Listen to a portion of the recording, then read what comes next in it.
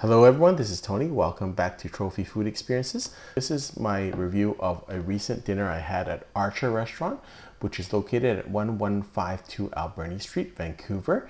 It was just added to the Michelin Vancouver recommended list. Michelin just added 10 new restaurants in, I think, late July to this list. And so I was excited about going to this restaurant. It's located in kind of a nondescript kind of place. The outside is kind of underwhelming. It serves Pacific Northwest cuisine and the ambiance is quite nice.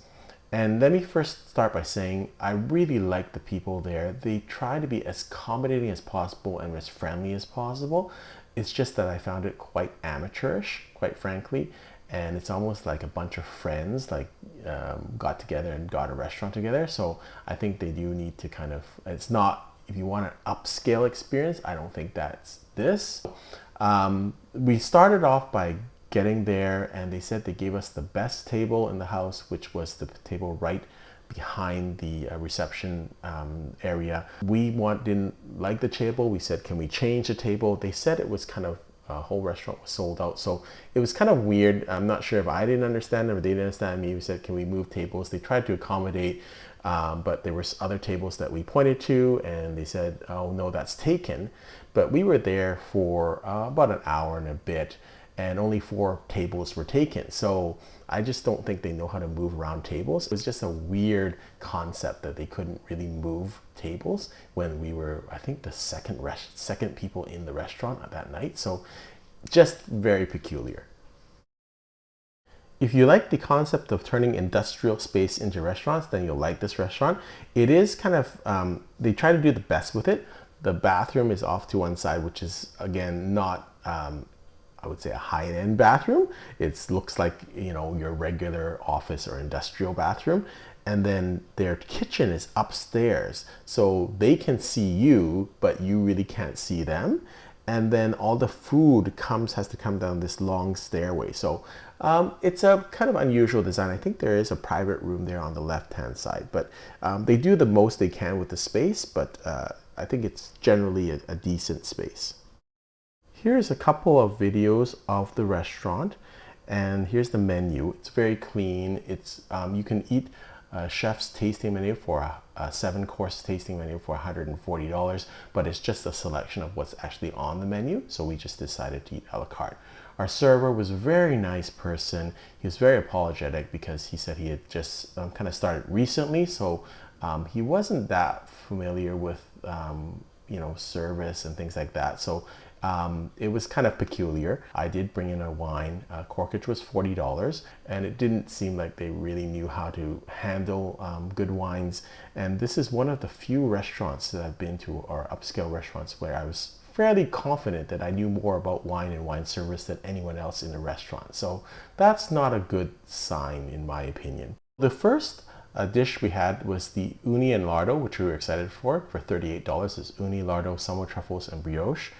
So this restaurant, I think a lot of the food you'll see is very Instagrammable. So this was a very nice dish, as you can see from, it looked great, the presentation. The uni was fresh, but how it came together wasn't as great. I actually couldn't taste the summer truffles too much because it was, the brioche was so thick. It was like a thick French toast. It became the star of the dish. And so it really overpowered, I think, the uni and the lardo. I think it just, yeah, it was a difficult dish to actually cut, in fact, because the brioche was kind of chewy, so it's not easy to share.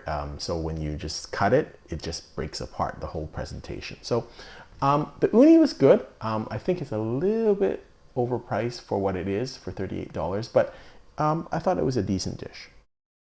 Next starter we had was the smoked oysters, which is herb crusted with pickled shallots, ikura, citrus pearls. For $28, you get 4 of them. So it comes in a bowl, and I think I've seen this in many other restaurants, particularly Asian fusion restaurants, where they have this kind of a fish bowl, and then they put the smoke inside. It's smoked oysters, obviously, and then they cover it and then bring it to your table and present it tableside. The only problem with this is that when they opened it, they kind of wafted this smoke to me.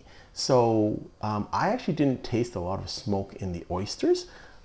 So the point is to smoke the oysters, not to smoke me. Again, it's a great looking dish, but concept-wise, then you get they open the dish over the bowl, and then you have to actually, how do you get the oysters? You have to dig in there, and it kind of ruins the design. And yeah, the whole point is that you should have basically left it smoking, and then try to smoke it as long as possible, and kind of slowly lift the cover, not open the cover and then whiff all the smoke. To me, that doesn't really work, although the presentation looks great because I'm full of smoke. So the actual food itself, it was okay. Again, it was kind of on the warm side, not hot. And maybe it's because it took so long to plate it. So I just thought it was kind of a good concept, but not a well thought out dish, just like the Uni Lardo. It looked great, but the concept wasn't quite there in terms of for eating purposes. And this is the actual close-up of the actual oyster. But again, the Acura and the citrus pearls are beneath in the kind of the bottom of the shell, so it's really hard to dig it up, and they didn't have proper spoons to give that to eat it. So it was just conceptually not a great dish for me.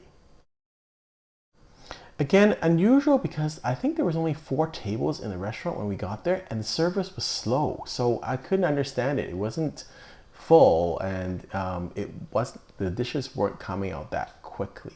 So it wasn't they're understaffed either. So I don't know what was the issue.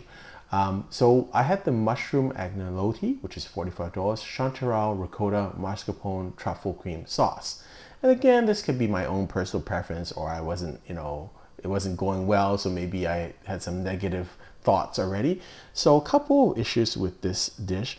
One, the agnolotti, they were like really large. So I guess that's a good thing. There's a lot of food on the table. It was really large, like almost like, did I make this, or how did this work? It was swimming in sauce, which I guess is good or bad, but I've never seen a dish with that much sauce compared to the actual pasta. And then I thought because it was so large, there was parts of the magnolia I thought were not fully cooked, especially at the ends. So they were nice enough. They took it off my bill, which is really nice. And they actually did offer to replace the dish. But at that time, I've kind of had my impressions already of the restaurant, so I didn't think it would be any different.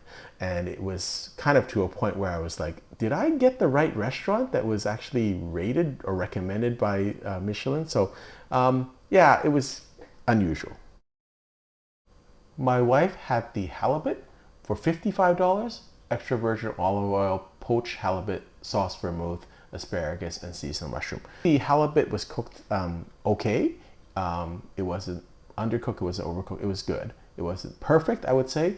$55 is not inexpensive for a main, so you do expect some quality.